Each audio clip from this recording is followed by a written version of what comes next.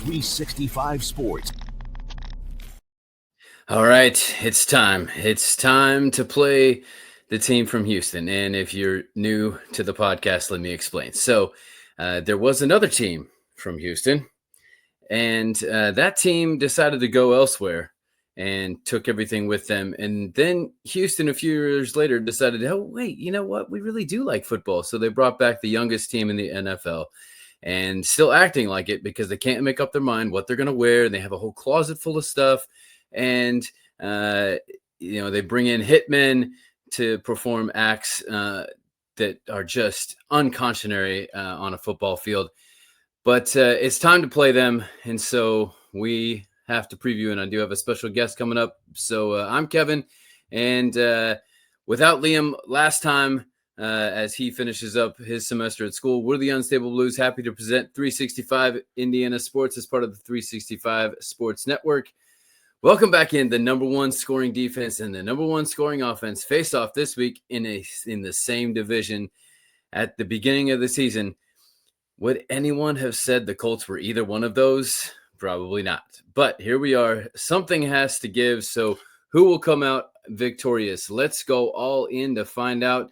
Follow us on TikTok and Instagram at 365 Indiana Sports. And don't forget to like and subscribe on YouTube or wherever you get your podcast. It's time to welcome in my special guest, a fan of the team from Houston and a producer of many things at the Rogue Media Network. Please welcome Zach Burke. How are you?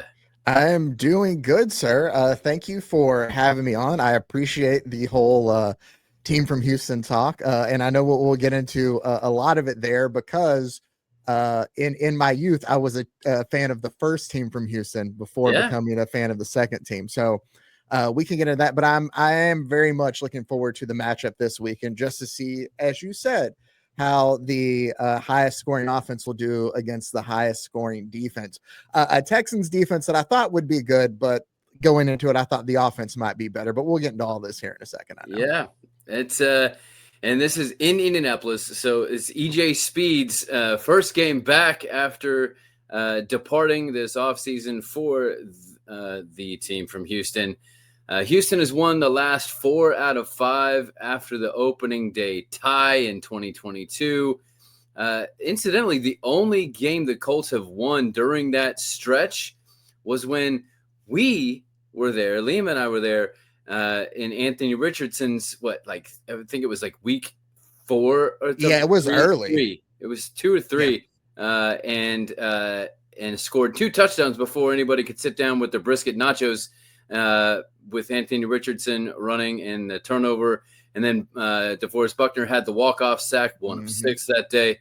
And so that was the last time the Colts had, or the only time the Colts have won during that stretch. Regardless of how this season has seemed successful for the Colts, the first goal of any team is to win their division, and the Colts still have to play the biggest threats twice. And this game begins that quest. Speaking of goal, open goal, rebounder, and goal setup is perfect for your backyard. Click the link in the description for more. So let's start off with keys to the game. Zach, from the Houston perspective, give us some things that you think are key for Houston winning this game. The thing that I look at here, and you brought up something important that I think is, I know the most recent results might not necessarily show it, but I've always felt as a Texans fan, they play worse in Indianapolis than they just, tend to do. Yeah, playing in Indy is a thing for them. Both games last season were decided by 5 total points. Yeah. So it's always a really close game. So I think that I like the home matchup more than I do playing on the road.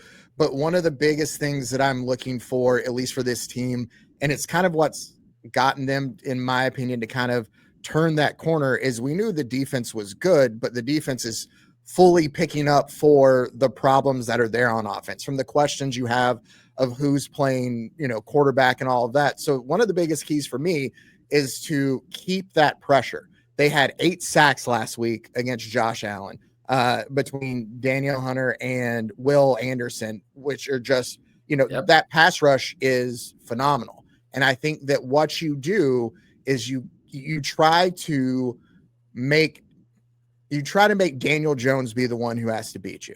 We know how good, and he's had a great start to start the season. But I think if you're constantly able to get pressure, you force, anytime you get pressure on a quarterback, it just forces them to have to think quicker, have to maybe miss, reads and things like that. So I think the pressure from that pass rush is going to be a massive key.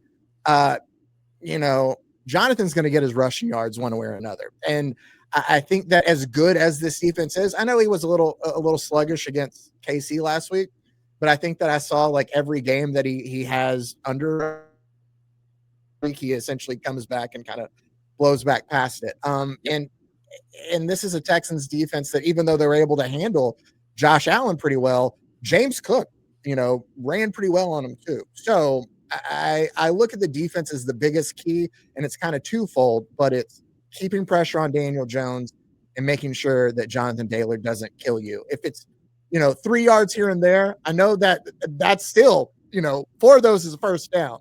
But when he's averaging like 4.9 a carry or maybe even more at times, like that's a win. So I think it's all about pressure and forcing Daniel Jones to do more. Yeah, I agree. The 2 games that the Colts have actually lost, I don't count the Rams game. That was a fluke because of a dropped touchdown and only 10 men on the field when they scored their touchdown. But the other 2 games that they've lost have been because of the pressure. So I would agree with you from a Houston perspective. I think keys would be protect Daniel Jones. And the best way to, as you mentioned, to attack an aggressive defense is by running the ball, which I'm not sure you're aware of. The Colts are pretty good at in particular. But strangely enough, the coach doesn't want to do that when it seems most necessary, like last week up 20-9 in Kansas City. And other than that, quick game passes, some quick slants. I don't know if you really want to go out of the, I would do more bubble screen kind of stuff because then at least you stay away from. But man, if either one of those guys gets off the edge, your bubble screen is going to get tipped, kind of like Latu did with Mahomes last week. Mm-hmm. And you got to lock down Nico Collins. He is the Colts killer. I can admit that he has had big games, even in the one game that the Colts won. That we were there, he still had a huge game. Mm-hmm. And this is something that the Colts are very famous for within the past several years, even under new defensive coordinator Lou Anarumo, is just making stars out of people who you knew were stars. And it just seems like there doesn't seem to be the thought process to actually take them away like you would see a la Belichick back in the day.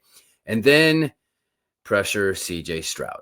If you look at the difference, and he is back this week, he was held back, I believe, on purpose because I think deep down Houston is somewhat so scared of Indianapolis that they had to keep him back just because they needed to. Although I have a question related to that. Is Davis Mills a better option?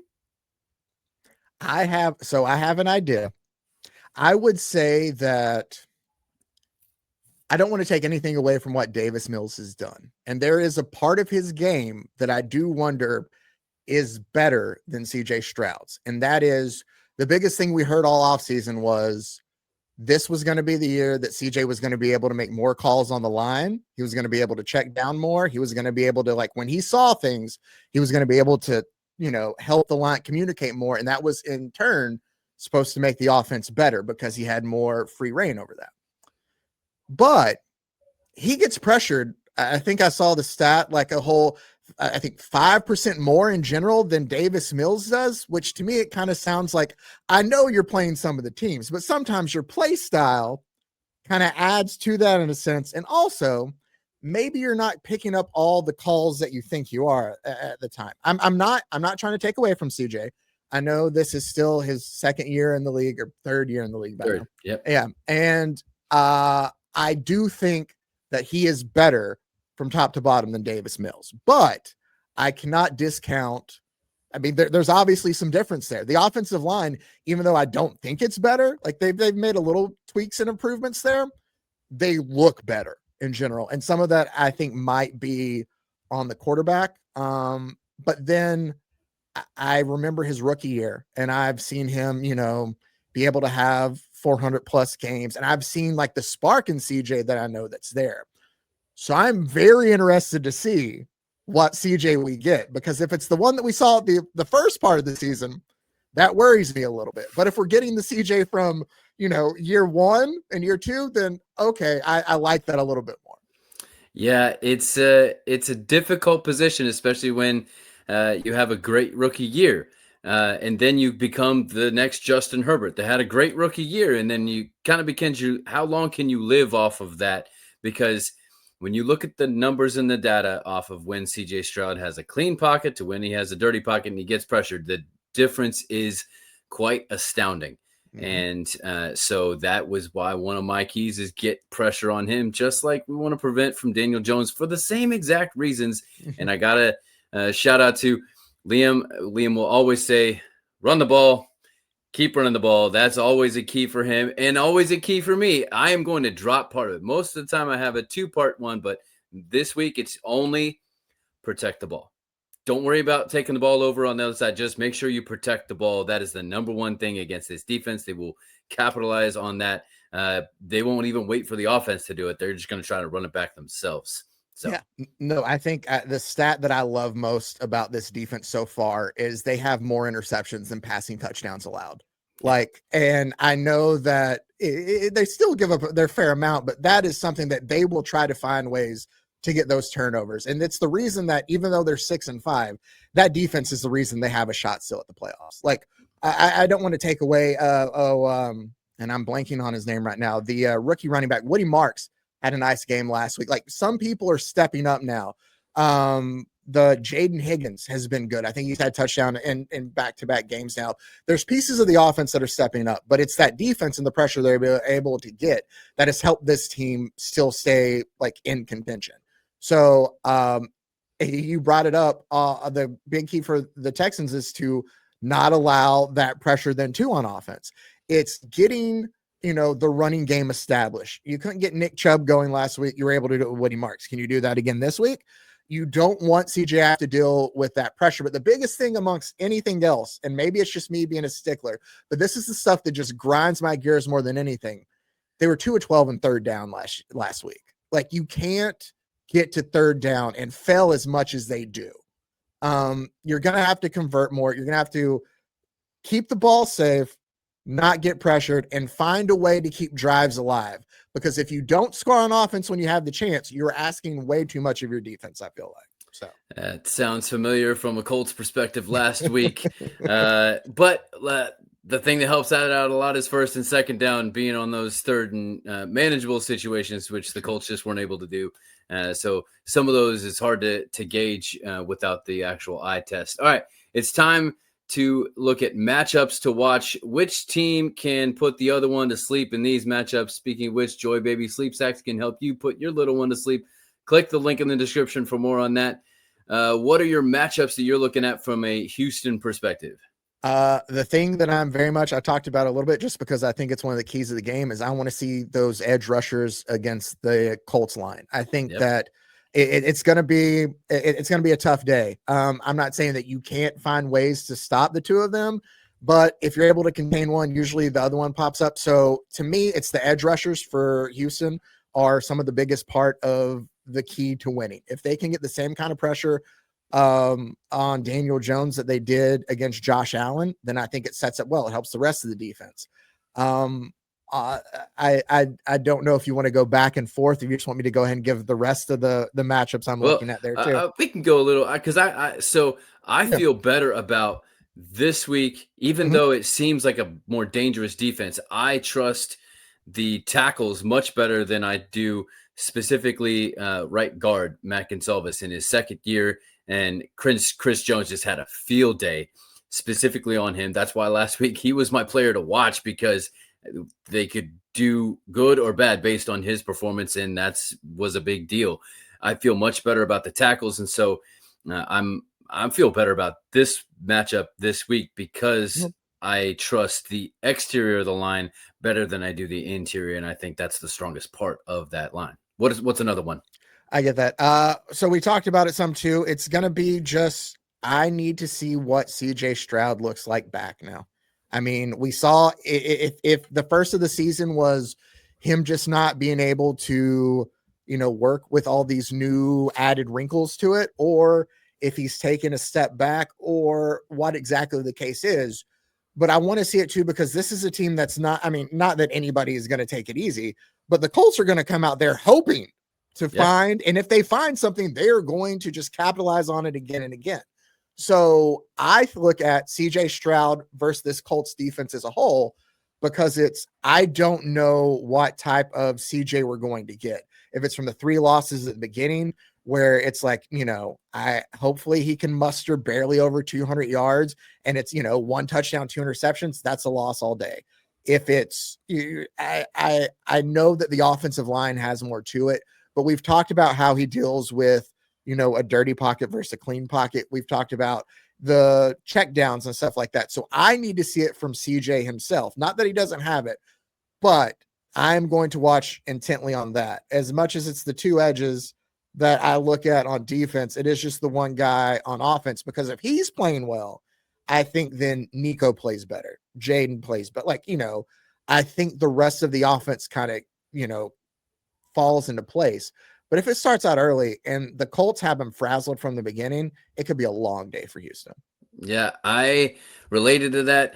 Cam Bynum, I would say, is on that CJ Stroud / Nico Collins. Like Nico Collins, that first ball, was it 2 seasons ago, deep, that's not going to happen against Cam Bynum. And so I think that's a huge piece that the Colts got in the offseason for specifically this matchup. We talked about, CJ coming back specifically for the Colts. I think that, Cam Bynum was a huge pickup for this specific matchup, and Nico Collins and CJ Stroud. What else you got?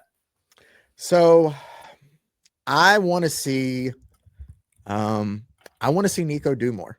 I know we talked about him as a Colts killer, but he had 3 targets last week, caught all 3. Like, he's really good at doing that, but 55 yards. I would like just a little bit more production. If CJ is doing good, then I'd like to see the wide receiver number 1 actually, put up a little bit more numbers. And I know that not all of that is on him. Obviously, it's how the offense shapes up, how the game play is going. But I think that offense will click and run well if the 2 of them can get on the same page early. I like it. On the Colts side, I'm going Alec Pierce versus Derek Stingley. I think this will be the matchup. I'm not exactly sure who.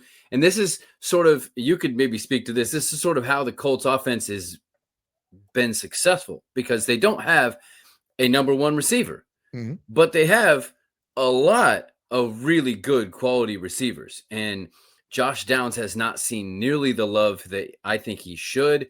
And the balls that he should in this offense, he is just incredible in those spaces, especially when he's paired with Tyler Warren, opposite each other or on the same side, whatever that is. So I think Stingley will be trying to be a ball hawk and go up against the 50-50 ball guy and Alec Pierce. And that's kind of what I'm looking at. I like that. No, I think that is that's a dead on point. I was wondering, because I was trying to think. Sometimes I've been thinking that Stingley might be on Pittman, but you're right. That might not be the case. So yeah, Stingley's Pittman's more of a possession receiver, and Stingley likes to get those big plays. So he does. He very much loves to ball hawk, and sometimes when it pays off, you're like, yeah, and then other times you're like, you could have batted it down. No, I think that is a fantastic matchup, and yeah, I'm with you on that 100%. And then we say this every week. We go Tyler Warren versus who? Who? Now, I have a bonus here just because of that. I think I would love to see Tyler Warren versus Azeez Al-Shaair, and I would love to see Tyler Warren do a little payback for all of the division and maybe the league as a whole, and just give him a full-on forearm shiver and take him out.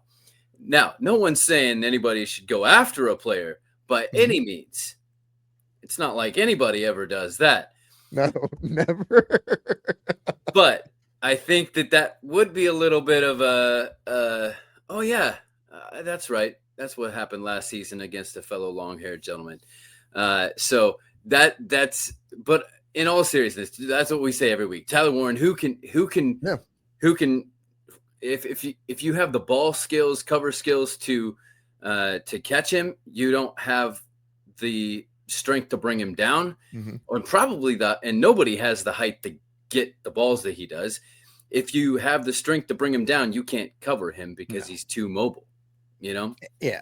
And that's kind of the problem, even with some of those best linebackers, is even the guys that are really good at coverage, they just don't have that power. And so he'll just kind of, muscle through the tackles. So yeah. I'm, I'm not necessarily opposed. If he wants to get in a hit in on, then I'll go for it. Like I'm all for handing out the form of justice you feel on the field. Like once the whistle calls and it's over, it's over. But if you want to lay that hit in there, then by all means do it. Cause it should, you have the right to do that. So yeah.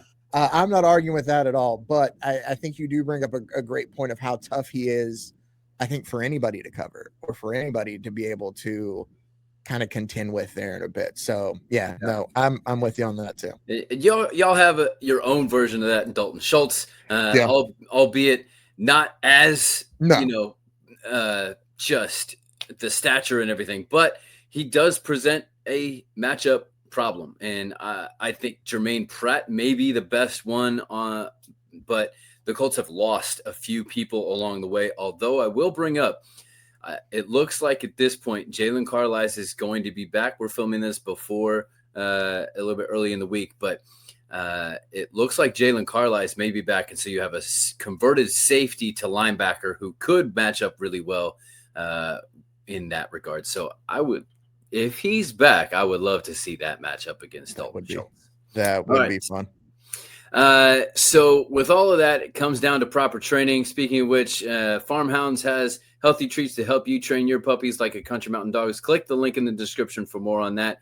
It's time for our all-in player to watch. If you're looking at some players you might want to, take a little money on here or there, maybe pair Nico Collins with getting some crazy yards, with Jonathan Taylor getting some crazy touchdowns. It's okay to have two people on the same side because you can stack bets together and make more money, or make a little bit if not every one of them hits. So take a look at this from Underdog Fantasy Sports, and we'll give you our players to watch. Football's back, and Underdog is the best place to make picks and win money all season long. Playing on Underdog is easy. Just pick whether your favorite players will go higher or lower on stats like touchdowns, receiving yards, interceptions, and more. Get your picks right, and you could win up to 5,000 times your cash. Download the app today. Sign up with promo code COLTS to score $100 in bonus funds or bonus entries when you play your first $5. That's promo code COLTS. Millions of fans have already won billions making picks on Underdog. Will you be next?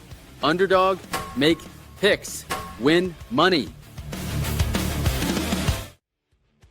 Must be 18 and up, 19 and up in Alabama, Nebraska, 19 and up, and in Colorado for some games, 21 and up in Arizona, Massachusetts, and Virginia, and must be present in a state where Underdog Fantasy operates. Terms apply. Offer not valid in Maryland, Michigan, Ohio, and Pennsylvania. Concerned with your play? Call 1-800-GAMBLER or visit www.ncpgambling.org. In New York, call the 24/7 HOPE line at 1-877-8-HOPE-NY or text HOPE-NY. That's 467-369. All right. Who is your player to watch on the Houston side, the player that you think can make the difference in the game? My player is, even if it is with CJ being back, it's still Nico Collins. I think that he has to have somebody to throw it to.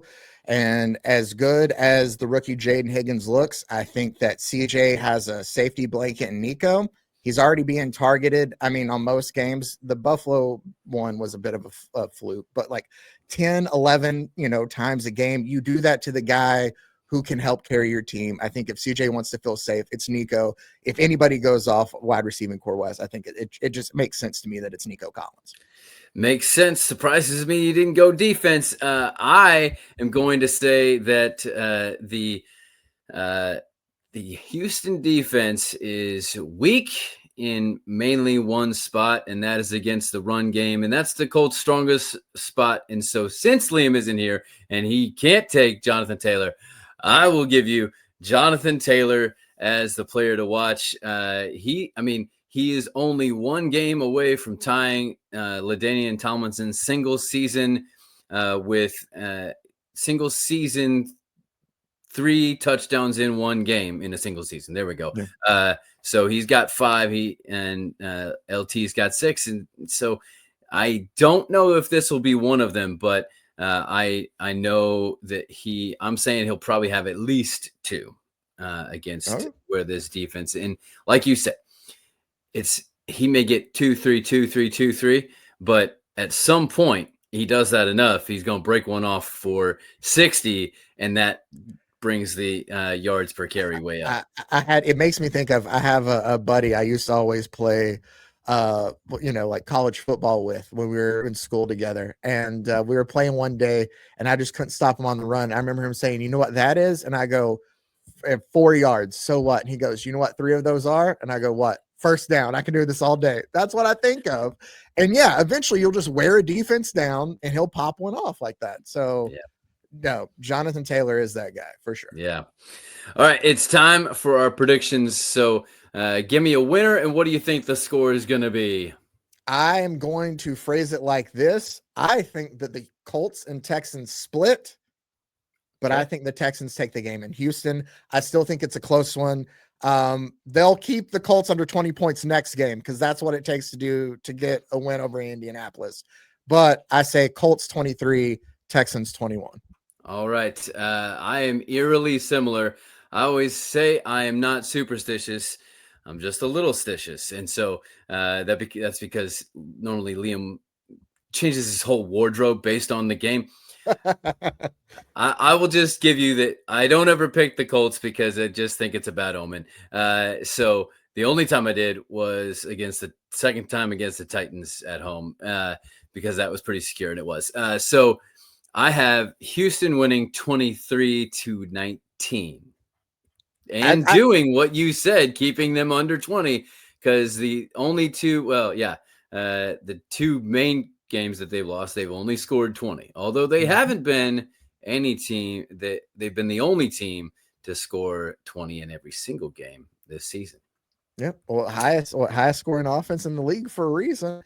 Yeah. I feel like this is the series every year that when I just look at the schedule, I just go ahead and think split. Like, I don't care how good the teams have been. Like, even when the Texans were killing the division, there was a time when it was Peyton Manning where the Texans never won. But just here lately, it seems that like it's both these teams usually get up to play each other, and I count it as a split.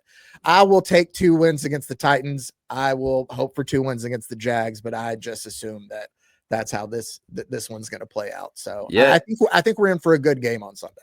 I think so as well. Real quick, tell us where we can find you, what you're involved with Rogue Media. I know you're a lot, but give us what you got. I'll give you the quickest rundown. I am the producer for the Wicked Boston Sports Show with Cam Stewart that you can watch. We talk a lot of Boston sports on that. I do a comic book podcast with Mike Hamilton because I'm very nerdy as well as very sporty. And then, I'm just a jack of all trades. I help with the Matt Mosley Show a little bit. I do a little bit of everything. Oh, I guess what help Bros, Foes, and Heroes is the name of the comic book podcast instead of just talking about it. But I'm just kind of all over the place. But I love it. Well, thank you for joining us. Enjoy the game this weekend. That's all that we have for this week. We'll be back next week with our recap of this Houston game, plus our check-ins with the Pacers and IU football, IU basketball starting up now, and our Unstable Pick 6 NFL predictions now featured on the Pete Sousa Show, and our preview of the Colts. And I think their next game is a visit to Seattle after this. Woo! Well, I'm Kevin, and Liam will be back with me soon. Thanks again, Zach, reminding you to say 365 Indiana Sports. 365 Sports.